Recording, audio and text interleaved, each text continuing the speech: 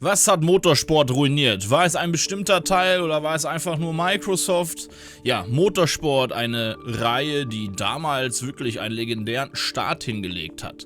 Wir reden heute darüber und ich werde heute, und ich glaube kaum, ich kann es einfach nicht glauben, dass ich das sage, ich werde heute etwas Schadensbegrenzung in Sachen Motorsport 5 betreiben müssen. Denn ich habe es nochmal gespielt und traute meinen Augen nicht. Ja, man hat es tatsächlich schlechter in Erinnerung, als es eigentlich war.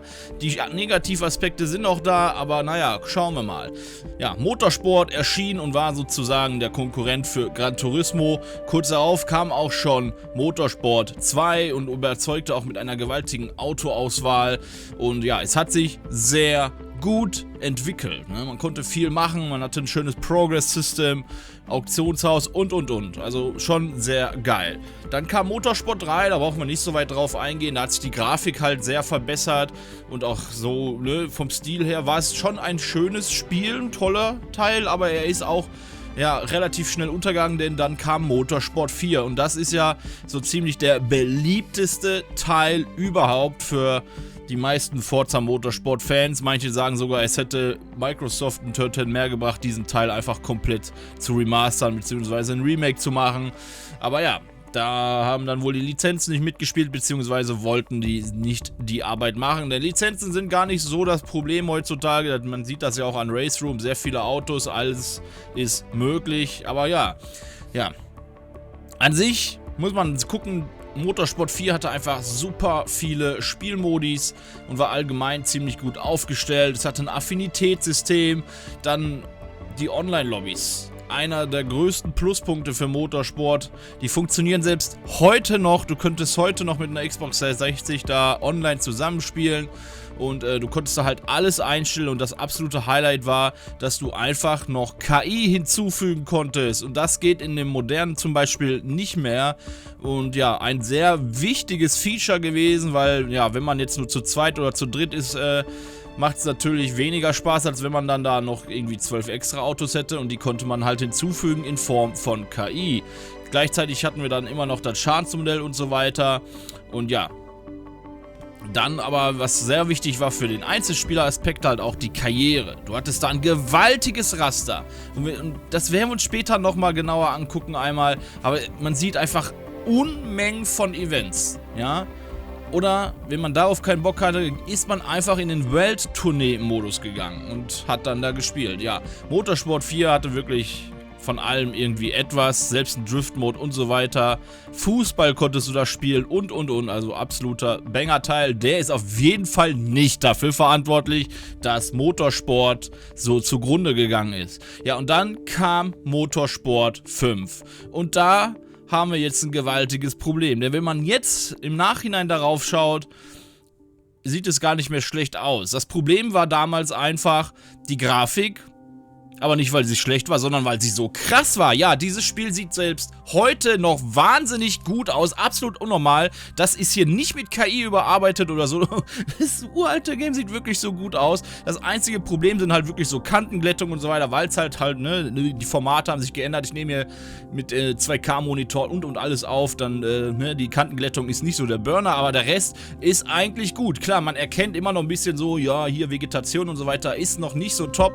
Aber ansonsten ist dieses Spiel eigentlich sehr gut gealtert und ja, ob man es glaubt oder nicht, der hatte dieses Spiel sogar einen vernünftigen Karrieremodus. Ja, die Karriere war auch vernünftig gemacht, genau wie Motorsport 4 eigentlich. Du hattest tonnenweise mehr Möglichkeiten als in dem neuesten Motorsport und ja, das Problem, warum Motorsport 5 halt wirklich so einen Knick in die Serie gemacht hat, war, glaube ich, einfach, dass Microsoft das als Launch-Titel für die Xbox One haben wollte und deswegen Druck gemacht hat und einfach viel gefehlt hat, weil wenn man sich das Spiel heute anschaut, und ich kann es nur jedem empfehlen, der noch eine Series X hat oder so und das Spiel da hat, installiert es einfach mal wieder und schaut mal kurz rein, ihr werdet merken, was ich meine, auch Musik und so, alles richtig schön gemacht, aber ja, das Problem war halt wirklich, da es dann gerusht werden musste, haben viele Autos gefehlt, ja, und viele Strecken waren auch nicht mehr da, also Inhalt inhaltlich kam das Spiel halt so knapp, weil keine Zeit mehr war. Und am Ende ist wirklich Microsoft daran schuld, dass dieses Spiel so schlecht quasi abgeschnitten hat. Denn wenn man spielt, merkt man, da steckt immer noch der Wille drin und die Essenz, die auch Motorsport 4 groß gemacht hat. Und hätte dieses Spiel vielleicht noch ein Jahr mehr Zeit gehabt, wäre es vielleicht noch besser geworden als Motorsport 4, wenn man diese ganzen anderen Features auch noch hinzugefügt hätte. Dann ja, klar, die Engine und alles wurde verbessert. Natürlich musste man erstmal alles neu machen, so, ne? Ja, ein wirklich blödes Ding irgendwie, muss man sagen. Also ja, es wurde einfach schlicht und einfach kurz gesagt gerusht. Ja, wie gesagt, die Autos, alles weg und es hätte so viel besser sein können. Gut, kommen wir zu den anderen Teilen. Jetzt kommt wirklich was ganz Wildes. Ja, da kommen wir auch zu dem Thema, die entwickeln wahnsinnige Sachen und dann verschwinden die wieder. Nehmen wir Motorsport 6. Motorsport 6, da haben sie ganz besonders gesagt, oh ja, unseren neuen Regeneffekt und so weiter. Und ja, es ist wild. Wir nehmen Motorsport 7 mal mit dabei. Jetzt schaut euch mal an, wie das hier aussieht bei Motorsport 6 und wie das aussieht bei Motorsport 7. Ja, nebeneinander gestellt sieht man direkt den gewaltigen Unterschied. Man könnte meinen, Motorsport 6 kommt eher aus der Zukunft, denn heutzutage sieht nicht mal bei Horizon mehr das Wasser auf den Scheiben so gut aus. Und da frage ich mich persönlich, wie kann es sein, ja? Ich meine, Motorsport 6 hat sich allgemein weiterentwickelt, es kamen endlich wieder Autos und Strecken und so weiter, aber es war noch nicht top, aber auch nicht schlecht. Ne? Und das Problem war ja auch kurz darauf wieder, ne, die hatten ja damals diesen 2-Jahres-Zyklus, kam wieder Motorsport 7, aber trotzdem, wie kann es sein, dass in dem nächsten Teil das Wasser wieder so beschissen aussieht auf den Scheiben? Warum hat man nicht darauf weiterentwickelt? Hat das irgendwelche Ressourcengründe, irgendwelche Performancegründe? Man hatte doch genug Zeit, das zu optimieren. Und das ist mir auch aufgefallen, hat sich so richtig durch die ganze Reihe gezogen. Man hat in jedem Teil irgendwie super geile Sachen gehabt, die im nächsten Teil wieder weg waren. Und ja, man hat eigentlich die Rezepte zum Wahnsinnserfolg quasi einfach ignoriert und wieder ruiniert alles. Ne? Man muss sagen, Motorsport 7 ist aber auch natürlich heutzutage noch das am besten spielbare, aber auch da viele Einschnitte, wie gesagt, diese Animation auf den Scheiben ist weniger geworden. Schadensmodell gab es ja auch in Teil 6 schon nicht mehr. Das, by the way, gab es im Motorsport 5 auch noch, ja. Dieses Spiel sah nicht nur gut aus, es hatte auch noch sein Schadensmodell und so, und das ist alles auf Dauer verschwunden, weil man einfach keinen Bock mehr hatte, ne. Man kann natürlich jetzt sagen, ja, Lizenzgründe und so, das ist aber leider Quatsch wahrscheinlich, weil andere Spiele machen es ja auch, warum sollte ausgerechnet Forza es nicht dürfen? Ja, ich denke, das sind immer nur faule Ausreden gewesen und es gab ja auch da Gerüchte, dass an den Strecken nicht viel geändert wurde, wo sie immer gesagt haben, ja, das wird alles überarbeitet. Da wurden einige Strecken mal kontrolliert und ja, jetzt im modernen Motorsport haben sie teilweise dieselben Fehler drin auf der Strecke wie auch in Motorsport 5 noch, also da wurde gar nichts neu gescannt oder großartig verändert, nur minimal so, ne, und ja. Dann kommen wir auch schon zu Motorsport. Ja, das ist halt der Punkt, wo man sagt, ja, da ist es ja Ende gewesen, ne? Aber war es wirklich der Grund? Naja, natürlich muss man sagen, die Vorgeschichte der letzten Teile hat da ordentlich zu beigetragen, auch wenn man denken würde, eigentlich hat es sich ja wieder in eine gute Richtung entwickelt.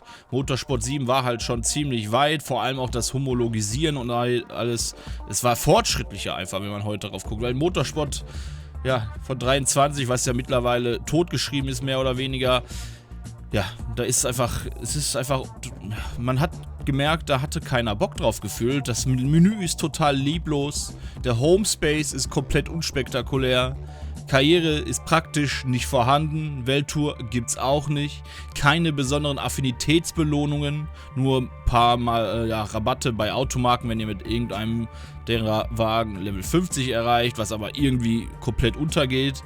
Ja, anfangs gab es kein Tuning ohne hohe Level, extrem komische Entscheidung, warum man das so gemacht hat man erst im Nachhinein weggemacht. Ja, Strecken und Autos wurden aus dem Spiel genommen, SUVs gibt es komplett nicht mehr. Bei einigen Strecken wurde, wie ich gerade erwähnt hatte, auch der Betrug aufgedeckt, da wurde so gut wie nichts überarbeitet oder neu gescannt, da wurde einfach nur drumherum mit den Bäumen rumgespielt und so weiter. Bestes Beispiel ist ja auch Maple Rally, das wurde zwar gut soweit überarbeitet, aber im Trailer sah es halt nochmal doppelt so gut aus, wie es dann im Endeffekt im Endgame war. aber ja, der Online-Modus besteht nur noch aus vorgegebenen Events. KI im privaten Multiplayer ist komplett verschwunden, war aber auch im Motorsport 7 schon weg. Das Schadensmodell ist noch schlechter geworden. Die haben da zwar rumgeflext in ihrem Trailer, aber die haben uns da eigentlich nur Kratzer gezeigt, was absolut lächerlich und peinlich ist. Ich sag ja nur, wie gesagt, Motorsport 5, das ist ein Schadensmodell. Ja, weiß ich nicht, warum man sich da so toll fühlt, wenn man so ein paar Kratzer dem Wagen hinzugefügt hat. Und ja, der Open Track Day kam auch erst spät. Und ja, Fujimi Kaido, das wohl Beste am Spiel aktuell, ist mutmaßlich auch nur im Game wegen Forza Horizon. Wäre Horizon jetzt nicht in Japan confirmed, hätten wir vielleicht auch gar kein Fujimi Kaido bekommen.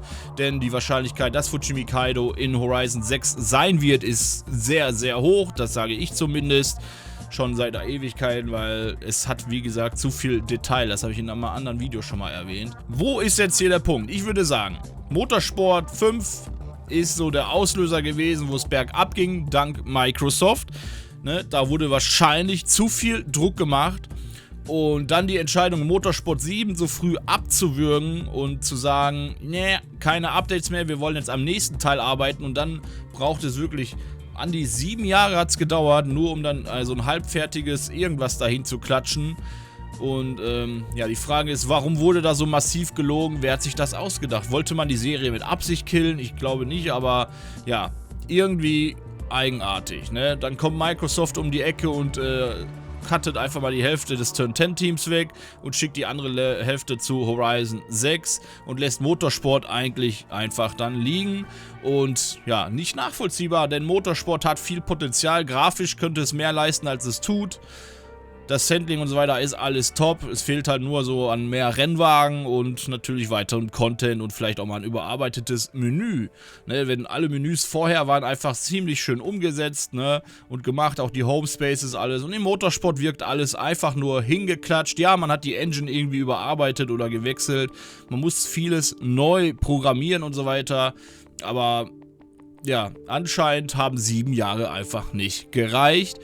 Und das Spiel dann so hinzuklatschen ist echt wild. Man hat uns auch wirklich immer nur monatlich irgendwelche Rendern hingehauen, die man dann nächsten Monat wieder weggelöscht hat. Und jetzt bringt man sie halt Stück für Stück wieder und hat ansonsten gesagt, erstmal keine Updates mehr. So glasklar war das Urteil natürlich jetzt auch nicht. Es heißt halt keine Updates mehr und so weiter. Sie haben nicht gesagt, das Spiel ist endgültig eingestampft. Man kann zwar davon ausgehen, dass es wahrscheinlich so ist, aber 100%ige Info haben wir dazu leider nicht, weil Microsoft bzw. Turtena immer schon ziemlich ungenau war. Und ja, man konnte es ja auch quasi kommen sehen. Erst wurden ja diese Livestreams eingestampft von denen.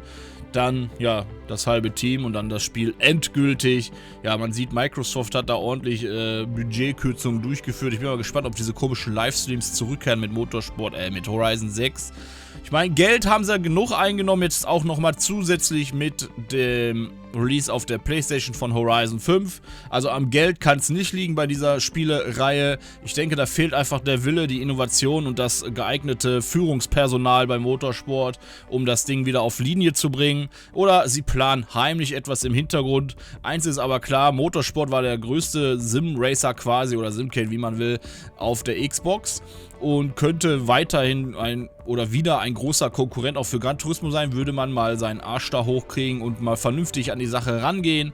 Aber ja, sie haben uns lange belogen. Wie gesagt, ich bin da in der Hinsicht knallhart jetzt, weil die Trailer waren halt schlicht gelogen. Was die uns da erzählt haben, war auch Quatsch mit dem Live-Service über mehrere Jahre. Ja, keine 2 Jahre hat es durchgehalten. Ist einfach nur lächerlich, was die da gemacht haben. Da hat jeder absolut jedes Recht darüber, sich aufzuregen, was da mit Motorsport passiert ist. Vor allem Leute, die dafür 100 € bezahlt haben. Für ein Spiel, was nicht mal richtig fertig ist. Was gar keine Seele besitzt, ne? Wie gesagt, ey, die Tuning-Menüs, da in irgendeinem grauen Vakuum lebst du da kannst du nicht mal Gas geben oder die Kamera drehen, nichts kannst du machen. Es ist absolut wild, was da mit Motorsport passiert ist und ich denke mal, am Ende ist nicht ein besonderer Teil für den Untergang schuld, sondern einfach die Führung, die Leute, die einfach dafür verantwortlich waren. Ich habe hier sogar mal die Credits von Motorsport 4 aufgenommen, einfach nur, weil das Spiel so legendär war, weil es sich über die Zeit so weiterentwickelt hat. Das sind legendäre Menschen, die wussten, was sie tun, die wussten, was sie wollen, die wussten, was die Spieler wollen, die wussten, wie sich, ja, Motorsport anzufühlen hat. Ne, muss man überlegen, dieser Sprung von Motorsport 4 zu Motorsport von 2023 ist so gewaltig. Ne, diese Top Gear Kooperation, die sie damals hatten, Vista alleine war so heftig. Ja, ne, und wie gesagt, Motorsport 5 hätte auch so viel mehr sein können. Es war so gut von der Grafik her und alles. Man könnte wahrscheinlich heute als bessere Base nehmen als Motorsport 23, wobei gut, jetzt ist die Engine halt verbessert und so weiter. Und ich habe immer so das Gefühl, das ist jetzt natürlich nur meine Meinung und so mein Denken gerade, aber ich denke Motorsport bzw. die Engine, ja, die wurde eher für Horizon 6 konzipiert und aufgebaut und ich denke mal, Horizon 6 wird da besser aussehen. Das einzige Problem, wovor ich wieder Angst habe, ist der Netcode, das könnte wieder nach hinten losgehen, das war schon immer miese, da haben sie sich nie richtig drum gekümmert, da in jedem Teil Katastrophe. Also ich sage euch, PlayStation-Spieler, ihr habt eigentlich noch Glück, dass ihr nicht zum Release sofort spielen müsst, weil meistens schmieren die Server immer ab. Das war in Horizon 4 so, das war in Horizon 5 so und ich gehe davon aus, dass das auch in Horizon 6 so sein wird, wenn wir Pech haben. Ich habe da sogar noch uralte Videos letztens gesehen, wo ich mich drüber aufgeregt habe, dass ich so, dieser Rotz soll Horizon 5 sein und solche Geschichten. Ja, die Server waren echt krass am Anfang und ja, hoffen wir mal aufs Beste. Ich für meinen Teil bin weiterhin ziemlich traurig. Wir haben letztens Motorsport 7 gespielt und da kannst du wirklich mehr Spaß haben, allein schon, weil du deine Autos homologisieren kannst. Du wählst eine Klasse aus und alle bekommen da ungefähr das gleiche Tuning. Im Motorsport von 23 ist das alles irgendwie so ein, ja, ein Bruch, ne? Ja, aber schreibt gerne mal in die Kommentare, welcher Teil war für euch so der beste von allen und habe ich eure Meinung über Motorsport 5 ein bisschen ändern können, jetzt wo ihr die Bilder gesehen habt. Ich finde wirklich, Motorsport 5 ist damals einfach wirklich nur so in Verruf geraten, weil wir halt den Luxus und die Qualität von Motorsport 4 gewöhnt waren und das natürlich ein mega Einschnitt war. Aber wenn man heute zurückkommt, die Basis von Motorsport 5 war absolut brachial gut.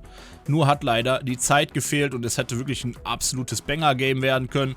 Und ja, Microsoft ist hier der große Übeltäter in meiner Meinung nach, würde ich jetzt sagen. Ich gebe keinem Spiel die Schuld, auch nicht unbedingt den Entwicklern von Turn 10, sowieso nicht. Die machen ja eh nur, was sie befohlen bekommen quasi, ne? Höchstens so ein Creative Director und so weiter, Medienteams und so weiter, die sind vielleicht dann eher schuld mit dem Gelüge und alles, was da so abging. Und ja, Microsoft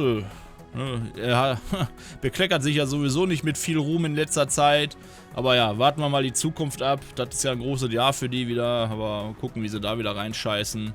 Ne, vielleicht kriegen wir nochmal eine schöne Game Pass-Erhöhung. Ich bin schon fast so weit, den Game Pass komplett zu kündigen, weil seit ich auf PC meine Spiele installiere, ne, das ist ja, im Grunde ist jeder PC mittlerweile so eine neue Xbox, keine Konsole mehr. Xbox ist einfach nur noch der Name, unter dem alles läuft, gefühlt. Tja, man kann einfach nur hoffen, dass Motorsport nicht endgültig vom Tisch ist, dass sie noch wissen, welches Potenzial darin schlummert.